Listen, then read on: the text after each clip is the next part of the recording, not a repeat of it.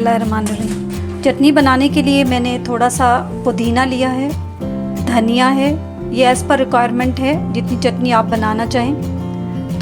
थोड़ी सी अदरक ली है, 3 क्लोव्स मैंने लहसुन के ले लिए हैं, 1 टीस्पून चिली फ्लेक्स हैं, 1 टीस्पून या एज़ पर रिक्वायरमेंट आप सॉल्ट ले सकते हैं। एक अम्बी मैंने ली है छोटे साइज़ की, उसको मैंने स्लाइस कर लिया है जिसे आप केरी भी कहते हैं, कच्चा आम, 5 हरी मिर्चें ली हैं। इन सब को मैं मिला के ग्राइंड करके चटनी बना लें। इसके अंदर मैं धनिया डाल रही हूँ, अब मैं पुदीना डाल रही हूँ,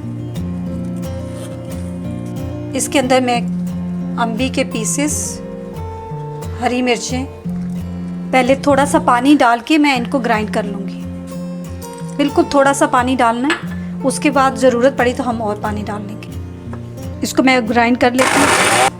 ये तकरीबन हाफ़ ग्राइंड हो गया। इसी के अंदर मैं चिली फ्लेक्स, ये क्लोव्स, गार्लिक क्लोव्स भी डाल दिए हैं, जिंजर भी डाल रही हूँ और सॉल्ट भी। इन सब को डालने के बाद मैं इनको एक दफ़ा फिर से ग्राइंड कर लूँगी।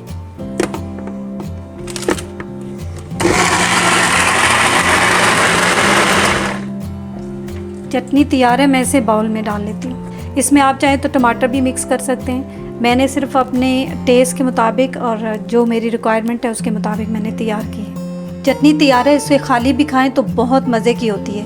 लेकिन अगर आप इसको थोड़ी सी दही में, अब ये देखिए मैंने दही ली है, इसमें मैं सिर्फ 1 स्पून चटनी मिक्स कर रही हूँ।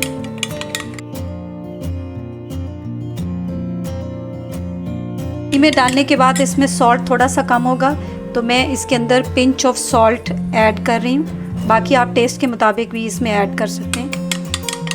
ये चटनी तैयार है। इसको भी आप रोटी के साथ, राइस के साथ, जिसके साथ भी खाना चाहें वो मज़े से खा सकते हैं। अगर आप इसको फ्रीज़ करना चाहें तो मैंने यहाँ पे आइस क्यूब वाला ये मोल्ड लिया है। अब इसके अंदर मैं इसको फिल कर दूँगी।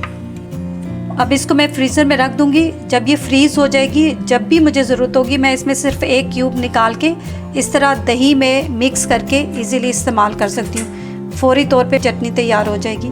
चले मैं अब इसको फ्रीज़र में रख के आती हूँ। आई होप कि आपको इसकी रेसिपी पसंद आई होगी।